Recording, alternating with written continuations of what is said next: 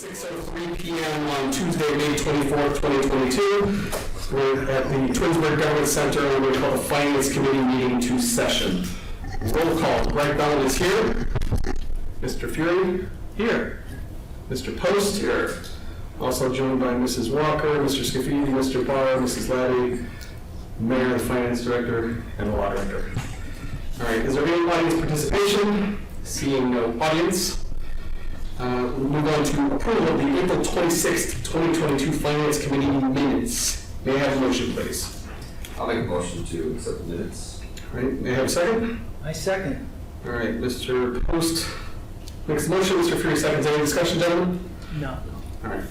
All in favor? Aye. Aye. The minutes are approved 3-0 unanimously. All right, next up this evening we have a presentation by Mr. Brett Burns, CPA of CGFM, Perry & Associates, about the popular annual financial report. Yeah, so just to give council and finance committee a little bit of a background, when we started doing the annual comprehensive financial report, this was one of our goals, was to put in this popular annual financial report, because our normal financials are about 150, 160 pages long. There's a lot of information in there. So to get something that's a little bit more easily digestible, something that you could hand out to the community if you wanted to, Brett will present, we have a little 9-10 page document with pictures and graphs that we can print out if you guys like the look of it. Good evening, Brett. Hey, thanks, Eric. So I think I caught most of that. It was definitely not in there a little bit there. Can everybody hear me? Yes. Yes, yes. Great. Okay, so I'm going to share my screen, so you're not going to be looking at me. I'm going to actually pull the report up. So we got a pretty cool little virtual version of it that is going to be available online. Can you guys see my screen now? Yes, we can. You can. Okay, so this will be, you can print it out obviously, so you can go to PDF and then print out. But this is going to be kind of like a booklet form. So any feedback is welcome, but this is kind of what Sarah and I have come to terms with so far. So like she mentioned, the humongous annual comprehensive financial report we put together is about 170 pages, and all of the data that's in here is pretty much derived from that report we spent years putting together. The last few years we've really worked on collecting that. We're still continuing to do so. So I'll go ahead and jump into this. This is for the current year, 2021. The year ended December 31st, 2021. Opening up, we're trying to keep it pretty simple this year. It can become a little bit more, but the goal of the PAPR, as I'll reference it, is to keep it simple for the common citizen audience. And for a lot of governments, we'll actually call it a citizen's report. As you'll see it, so it's really meant to just dial it way back just for comprehension at their level. So you can see the table of contents. I won't read through all of that. Page 2 here is pretty commonplace. It's a message from the finance director, is how I live with it because of Sarah's involvement with the project. She's hands-on throughout it. You can do it at other levels. You can do city manager, you can do it from the mayor, whoever really you want to be involved. I just went and put the finance director to get how involved Sarah's been. But what this kind of states is the purpose of the report, how it seeks to provide clarity to the common citizen, and how it's about transparency and where the data comes from, and also what it does not do, which is present perfect accounting numbers under GAAP, which is generally accepted accounting principles. So these are kind of legal required comments that we have to put in there without getting too technical. Now I'll flip through to this house in the cloud would be the best way to say it. Our website called issue.com, and that's where it would be a hyperlink that direct into this if they chose to use the virtual version. So as they're flipping through in this booklet form, they'll go to page 4 or page 3 and 4 here, and you'll see awards. It's common for these reports too, to kind of highlight the good things the city's done. Specifically, we chose to highlight a couple financial awards. Obviously, the Certificate of Excellent Achievement for Excellence in Financial Reporting that we got for the annual comprehensive financial report. Sarah did a great job with that. And then the Ohio Auditor State Award of Distinction for having a very clean audit last year. So those are 2 awards that highlighted. You always do the preceding year when you're doing these awards, so just the most recent thing. And those other awards you can do anything, you know, if you have like EPA emission awards, stuff like that, you can throw them in here. There's really no limit for what you can put in here. It's really how you want to go with it. The next couple pages cover employer statistics. Again, this is derived from the comprehensive report, and these are things that we have in the statistical section of that we already got from RIA, Regional Income Tax data. So it shows on page 5 here, the top municipal income taxpayers. These are the employer taxpayers, top 10 for 2021. And then on page 6, it has a breakdown of the top 10 actual employers by number of employees. So these are just some cool statistics we think would actually be, you know, eye-catchers for the citizens to actually take a look at there. Go ahead here, page 7 and 8 starts getting a little more the nitty-gritty. Page 7, getting the tax facts, with municipal income being the far away the primary source of revenue for the city. We thought it was pretty important to highlight, you know, a little bit of a breakdown of that. So the top chart on page 7 just kind of shows how that's fluctuated over the last few years, or 10 years to be specific. You can see the change when the rate changed several years ago, and then how it's going to climb back up. The rate stayed the same, but being climb back up over time. Hey, Brett. Is a, yeah. Brett, sorry, go ahead, Bill. Can you tell me again what's on the top of page 7? Because when you have 2 pages there, I'm having a hard time reading it off the screen. Thank you. I appreciate that. So this is Now I see it. the chart I was talking about here. Yeah, so this is the municipal income tax 10-year analysis fluctuation. So this comes straight from the financial statements, and all of this data can be traced back to your audit reports, which is cool if they actually want to go back to the source stock. And if we go ahead down here, this is another municipal income tax chart that we're looking at. So this one shows percent of taxable income by income level of individual taxpayers. This one we tried to be very clear on what it said. So this is basically salary ranges and how much of the municipal income tax came from each salary range. So you can see 68% of municipal income tax came from those who make $100,000 or more on an individual basis for 2021. That's another breakdown that we had to put in the annual comprehensive financial report every year. So that's the chart that's in there. And if we go ahead over here to page 8, maybe go scroll, the top chart, we're looking at debt statistics now. So I know debt obviously isn't a super positive one, but I think it's one that the taxpayers oftentimes want to see. Obviously, this one can be, it may look a little bit confusing first. So outstanding debt by activity type, we're looking at governmental activities, which are, you know, the general governmental operations, you know, mayor, city hall, parks and recs, everything like that. Business type, we're talking sewer, golf course, fitness center, and theater. So the blue is general government, the green is your business type activities, and you can see the outstanding debt in total dollar amount, and then also the segments by governmental versus business type over that 10-year span.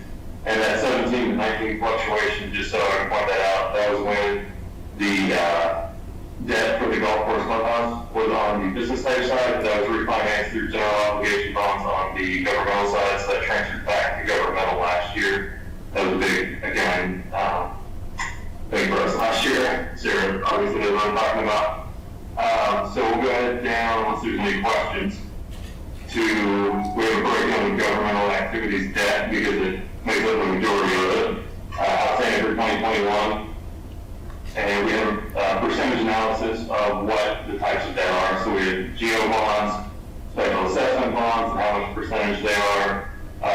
Notes payable, and specifically, as Sarah asked me to point out, these are interest-free loans that make up 42% of the debt. And then capital leases payable wrap up the remaining 6%. So just a nice little chart there to kind of highlight what the actual debt outstanding is comprised of. So it doesn't get into too much to what's actually out there, but it tells you enough of the story of what's going on as far as the debt is. So are there any questions about that? No, sir. Okay, so we'll go ahead to the next page. I'll zoom back in here so we can see it. So the left page, first page on page 9, we're talking about the general fund, which again is general operations of the government, and we're looking at a chart. So the green is resources, so revenues, and other financing sources, and then the red is uses, so expenses and other financing uses over the 10-year period, and you can kind of see how that fluctuated.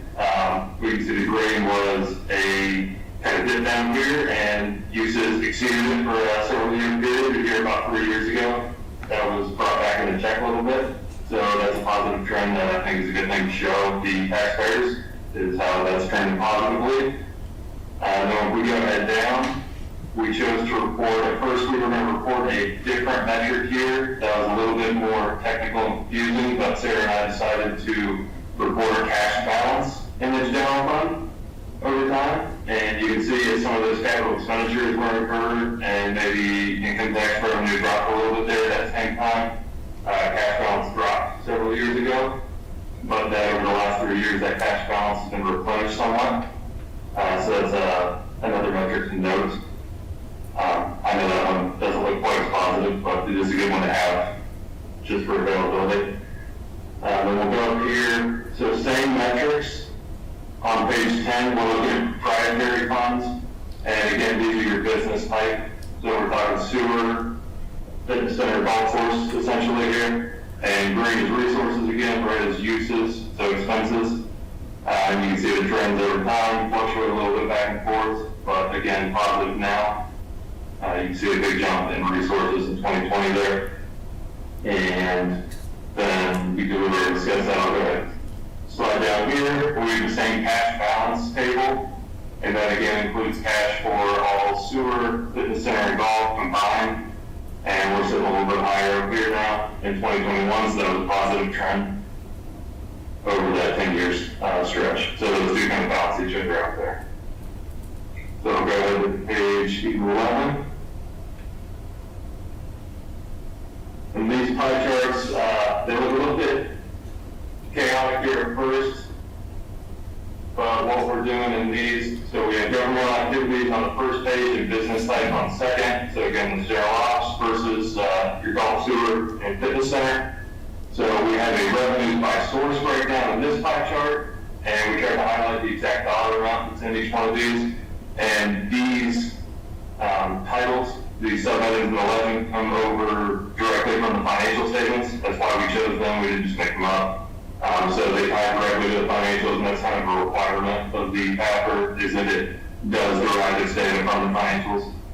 And then we have the same thing. I won't go into too much detail on each one, but we'll have the same thing here on the expenditures by program. And again, the subheadings come straight from that, the legend, and straight from the financials. So that's the intent here. And we have the exact same pie charts on the business type side. A little bit less going on here because there are fewer functions. Pretty much have by sewer, golf, fitness center, and then this capital grants and contributions is actually a derivative of sewer ops. But we broke it out because it doesn't quite fit into the sewer revenue umbrella.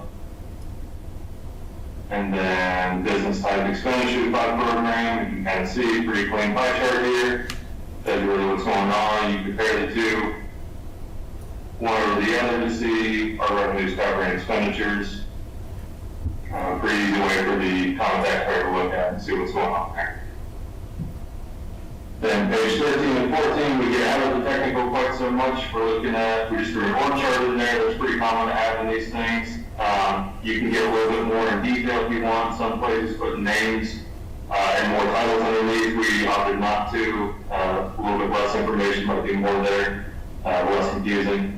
Then on page 14, Sarah had the idea to really highlight the investment in safety services. You know, the first thing, fire truck and police vehicles.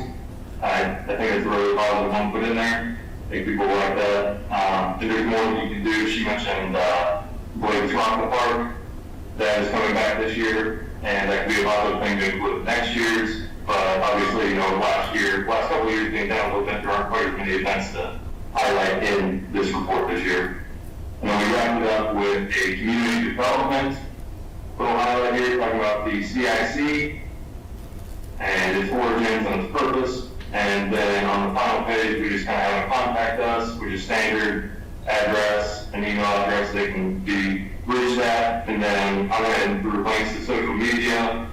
If you do or don't want those in there, it's fine. That can be edited, but there's also a link to the city webpage. So that is the entire report. Again, pretty simple, but enough to kind of be eye-catching and not too much data to overwhelm. Like I said, the common taxpayer, he doesn't have an accounting degree or a CPA on the resume. Thank you, Brett. Comments from finance, questions? Looks very nice. Well done, Sarah. So is there a cost to produce this, or what's the fee to have this? Only if we would want to print it. If we Okay. just want to put it on the website and things like that, then we have the link ready to go and we can add it to the newsletter. Okay. You know, if we want the message to come from mayor or council, you know, we have finance director in there right now just because I was the one reviewing it, so it was easy enough to look over the wording. But whoever wants to address the community, the point of this is to get something out that is a little bit more understandable for everyone versus that 170-page document. Yeah, I think in general, I'm very much in favor of this. I think, you know, it kind of goes along with our transparency efforts, you know, things that we did with the Ohio checkbook and those kind of things. It's just another opportunity for the residents to kind of take a peek behind the curtain, to your point, without reading 170 pages worth of stuff. So yeah, I mean, I think just in general, I would like to kind of see it up close and kind of read through it, you know, not just, you know, it's across the way. I'm not super keen necessarily on putting the CIC thing in there, but that's just my first kind of gut reaction. Anything else? How often is it shared, Sarah? Is it yearly, is it quarterly, is it? So this is an annual report, and if it's something that we want to do every year, we could keep it going. It was something that I wanted to do this year. You know, Brett helps us with our gap conversion, so we did it as part of that whole project that we work with Brett every year on. Like I said, it was one of the goals for a little bit more transparency that's a little bit more understandable. You know, we did the Ohio online checkbook, but again, you have to be pretty, you know, technically savvy to be able to get in there and search for the things you want to see. So this just gives some nice highlights, you know. If we were to move forward with this, Sarah, is this something that is viewed as a companion to the regular report that would be released at the same time, or is that the intent? Okay. Yeah, so, like right now, our financials are just getting filed with the state. Our auditors haven't come out yet. So we release it when the audit is complete and we have the opinion and everything. We probably could put the popular annual financial report out before that because it specifically mentions that it's unaudited. Okay. So we don't have to release them at the same time, but we can make that how we want to do it, yeah. Okay. Mr. Fair? Brett, can you put up the last page, or the second to last page with the CIC information and blow it up a little bit so we can take another look? I mean, Mr. Bellin had a question about keeping that in there. I would just like to take a closer look at it. Yeah, and I can send that with a link to everybody. I just wanted you to see it up on the screen first before we shared it because it's still in a draft. So Brett and I are kind of the only ones that have the link at the moment. That's fine.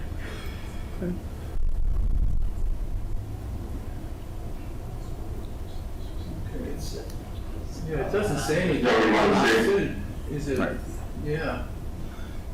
Can you read that for us? Because this is hard to see across. The Yeah, it is. city formed the Twinsburg Community Investment Corporation in 2015 for the purpose of facilitating investment and redevelopment within the Central area. Thank you. Central area of Twinsburg. CIC has assembled key properties with its intentions to develop to increase the number of living, working, and recreational opportunities within the city. That sounds pretty fair. That doesn't say much. No, it doesn't. It doesn't say much. It was just the reason that we have it in there is the CIC being a separate entity from the city. However, financially, it does get included as a component unit in the city's financial statements. because of the support that the city gives to the CIC. Okay. So it goes along. I'm okay with it, but that's my opinion. Yeah, we can change anything on it. This is our report. This is not something we're submitting to the auditors. You know, if there's different graphs that we would want to include and we want to say, well, we think the citizens would really like to see this instead of that, or we can make it another page or two. We can make it whatever we think would most benefit our residents. No, I think directionally, I think it's very positive. You know, we might, you know, we can tweak this or that, but I think overall, I think this is very, very positive, and I would absolutely support it. Anything else? No? All right. Brett, thank you very much. I appreciate your time and your willingness to present this to us tonight.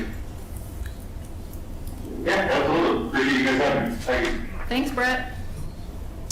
Okay, next up on the finance agenda then is a major projects update. This is Butchie Grass.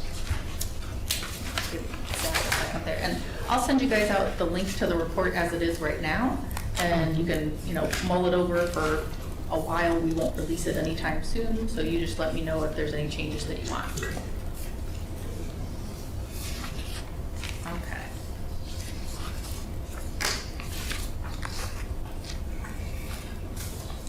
So I just wanted to give a quick update. We've been talking about some of those major projects here at Finance as well as at Public Works, and I think at Safety Committee, several different places. So I meet pretty regularly with Chris and Amy to get updates on all of the, you know, when I say major projects, to me that means heavy investment, a high dollar amount.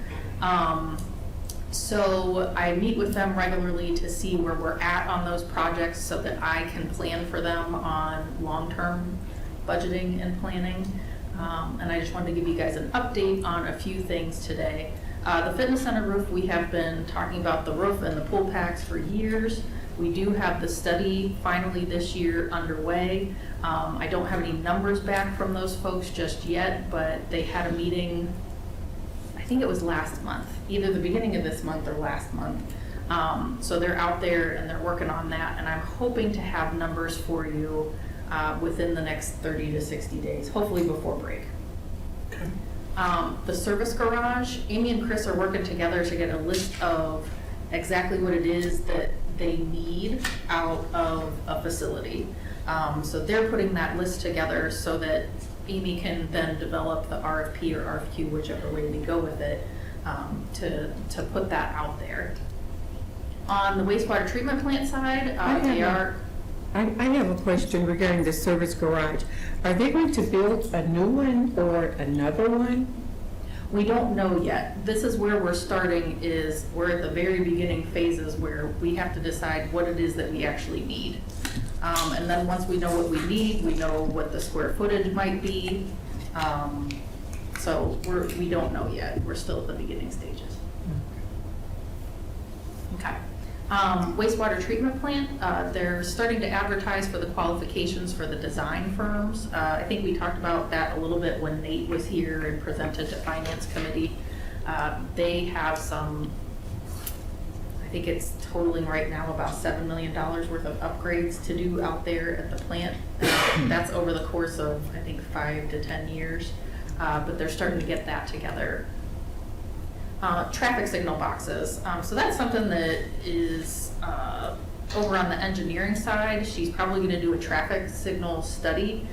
We know that the boxes are aging out, essentially. We know we have to do something about it. That's going to probably be like a 7-digit project. And Amy is looking around at what some other communities doing, what programming they have. Sam? Yeah, go ahead. I'm sorry, I didn't mean, when you were done, I didn't remember hearing about these boxes.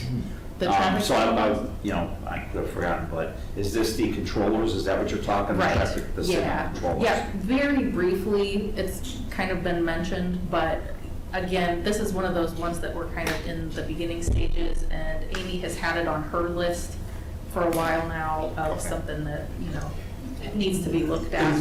And I think Gary Foote has some concerns about a few intersections in particular. Over the past couple of years, we have had 4 or 5 that people crashed into, so those have been replaced through insurance. But how many do we pay? Is there? That I don't do we know have off the 20 top or of do my we have head. 50? I know there's enough for it to be pretty expensive. Or Yeah, Imagine it's if a we all had number, each but intersection. it's a significant expense, and it's something that, yeah, I mean, it was brought up at a couple of meetings, but it's definitely been on Amy's radar for a while. Okay, I just don't recall And that at all. is that study, is she just looking at the boxes, or is she looking at the lights and, as well? It's the whole thing, it's the Yeah. programming of it Okay. all, how it all works Okay. together, yep. That's why she's kind of looking at some surrounding communities and Mhm. seeing what systems other people are using. Okay. But like I say, we have a few that Gary has some concerns on, but we're hoping to get this at least partially funded.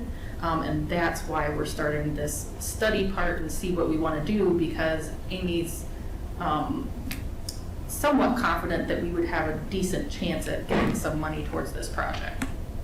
Okay. Okay. And then Fire Station 1 in the safety parking lot, Fire did a study a few years ago, and it's a very wide-ranging dollar amounts. So I think that probably we'll have to talk more with the chiefs at either at safety or at Public Works, but I threw that on there, but we don't really have an update as of yet. We just know we need to do something. Yeah, I think those are going, based on what I know, I think that's going to be a significant project, and so, yeah, we need to have, What's the safety parking lot? Is that the parking lot behind the current fire station, or? Yeah, and the police station too, Station. that shared area. Okay. We know the parking lot needs some attention. And then we've also been talking a little bit about additional covered parking for police. They don't quite have enough room for their fleet at this point in the garages that they have, but we're in the very beginning stages of that, not even putting things together for studies just yet. The concrete's a big expense because of the thickness, because of the trucks, the weight of the trucks. The weight. And then a big one is the police, the covered parking for the police cruisers, just in an effort to preserve them as long as we can, because when they jam them into the garages, they just beep, because it's hard for them to get in and out with full belt gear without jamming the car door into the one beside it. So they kind of go every other one when they can, just to allow ease of getting in and out, and then, they're leaving cars outside in inclement weather. So they've been promoting that for a while, so that's part of the project. Any other questions on that previous slide? So next up, the playgrounds. We are a little bit farther along on the playgrounds and looking into all of them across the city. The service department was able to send a couple of people to specific training to be able to go out and inspect the playgrounds and do an inventory of everything and see what we need to replace. So they're hoping to be done with that process by the end of June. And that'll give us a good idea exactly what we have to replace and where we're at. The city does all the playgrounds throughout the city. So we have the big ones, but then we have the ones that are like inside of the neighborhoods and stuff. So they're looking at right now if there are any safety concerns that certain pieces of equipment need to come out. And then we need to start budgeting some money each year to start the replacement of that equipment. The goal is to get all of the playgrounds analyzed and remove the pieces that are unsafe that we can't replace. And, I mean, there could be the potential of shutting down some of the playgrounds just to make council aware, just depending on the analysis of them. So, but, yeah, there's a significant expense going forward. how do we know, I'm sure we do, how many playgrounds are we talking about total? I don't know the total number. That's fine, I was just curious. Yeah, I could get you the number of traffic signals and the number of Yeah, playgrounds. I would be curious. I about have both them, I those. just don't have it in That's front of fine, me. thank you. I know the last time there was a playground shut down over by me, kept getting a lot of people asking me, why is it shut down, why is it shut down? It was just, it said the playground closed, but nobody, we put a sign that says why it's closed, I think. The playground. Well, we shut them down because of COVID. Are you talking about that then? It might have been that, but Yeah. there was no sign as to why though, so if we do shut one down, we should at least say why it's shut down, I think. due With to- COVID, if Yeah, it was well- the COVID shutdown, that happened so quickly. Yeah. Yeah. Yeah, and if we do shut one down, we're talking about like removing. Removing, yeah. They can play in the wood chips. I mean, you know, we're not gonna put a barrier around it, probably just remove the equipment that's dangerous, and if that ends up being all the equipment, then. Okay. But more than likely, there's probably pieces that can remain, once they do an analysis. So there might be, we just had trouble finding parts for some of the aged out playground. Okay. Yeah, there's quite a few playgrounds that have hit that 25 to 30-year mark, and they can like Mayor said, they just can't More parts. get them. The next one up, the Glen Chamberlain bathroom, that we have been talking about for years as well. The mayor did submit a grant to the state to try to get some funding for that, as well as some of the playgrounds. So we're waiting to hear back from that. Do you know when they're supposed to decide? Yeah, I can follow up and see. That was, I included the playground, the bathroom, as well as the additional work to, some of the work for the amphitheater, basically putting piping in for the creek so we can fill in that area and make a safer walkway across versus having the bridge that needs also repair work for ADA type. I was gonna say, that's the bridge that we had ADA concerns, right? That's the ADA type compliant work that we were looking at. And that would include, I did include like the sidewalks and stuff that we included for the ADA. Okay. But I'll see if I can find out an update on when that could be awarded potentially. Thank you. And then the last thing, you already got the update from Amy on the East Idlewood Bridge and gave her the okay to submit for that NatureWorks grant. So that's where that's at. That's what we're applying for this year. And then next year, we're looking at the different projects that we could apply for that same grant. Okay. All right. Finance, any comments, questions, concerns? Anybody else on council? No? Thank you, sir. Okay. I already asked about comments or questions. Any miscellaneous? Mr. Post? Nothing, thank you. Mr. Fury? So we've got 25 minutes. Yes.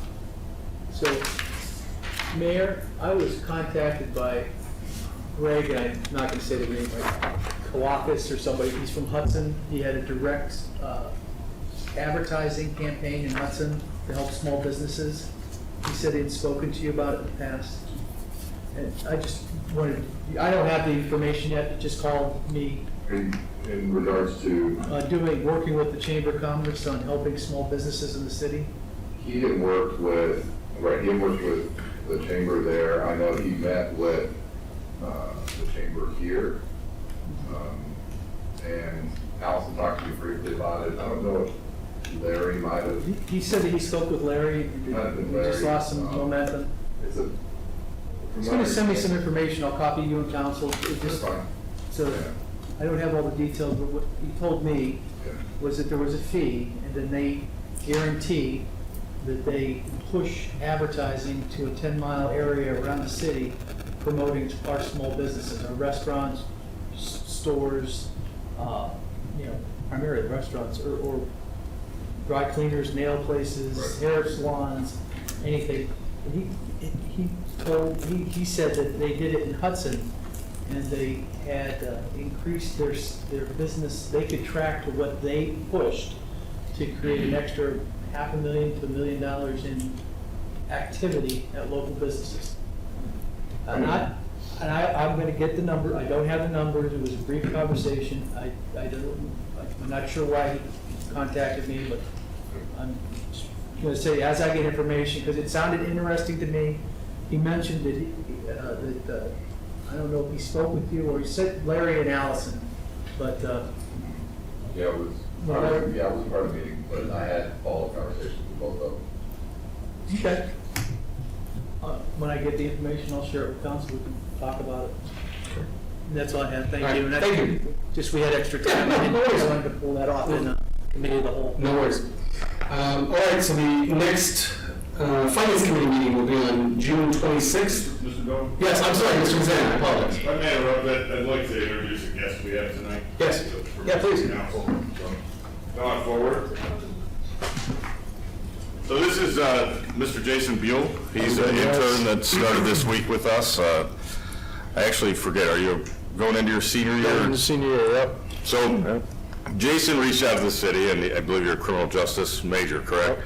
Through his years in college, he found that he may be interested in a career in the law, and then he reached out to the city. So this summer, Jason is coming to help us out, and I've already got him started on the extremely exciting path, which is public records law. So we're starting there. And yeah, I could tell on his face that he felt like he had really hit the lottery. But I promised him it would be very exciting, and he's going to come to meetings. He's going to go to Planning Commission, Board of Zoning Appeals, and the Chief of Police is helping out as well. We're going to have him have some familiarization rides with the police, maybe work with the Detective Bureau. And my goal and Jason's goal at the end of the summer is that he'll be able to see all facets of local government and how a lawyer's role fits into that. And maybe one day we'll get to welcome him back as a member of the bar. So I just wanted to give council an opportunity to say hello and meet Jason. Jason, where are you from? I'm from Twinsburg, actually. I graduated from Twinsburg High School, so. Great. Yeah. Yeah. Oh, okay. Yeah. What school did you go to? Bowling Green. Bowling Green. Yeah. Yeah. Bowling Green. There we go. There we go. Yeah. Nice to meet you guys. Welcome, Jason. Yeah, thank you. All right, Thank you, council. Thank you. All right, Mrs. Butcher, guys, anything else? I have nothing. No. Mayor? Nothing else. Rest of council, anything else? Okay. All right. Next meeting will be on June 26th, 2022 at 6 p.m. here in, I'm sorry, June 28th, 2022 at 6 p.m. here in council chambers. And with that, I will adjourn the finance committee meeting at 6:40 p.m.